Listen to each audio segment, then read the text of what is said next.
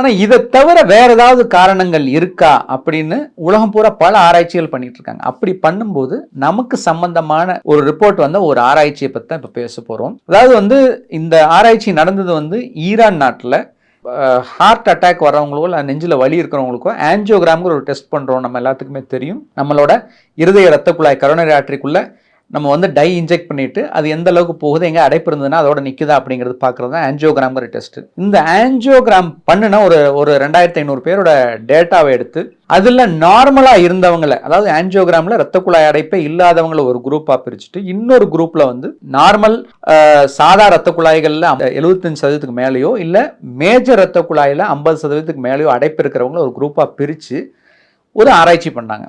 அதாவது அவங்க எந்த மாதிரி உணவு பழக்கத்தை ஃபாலோ பண்ணுறாங்க, அவங்க வாழ்வியல் முறை எப்படி இருக்குது, இதெல்லாம் ஆராய்ச்சி பண்ணி பார்த்ததில் அவங்க உணவு முறையில் ஒரு முக்கியமான ஒரு வித்தியாசம் இருந்தது.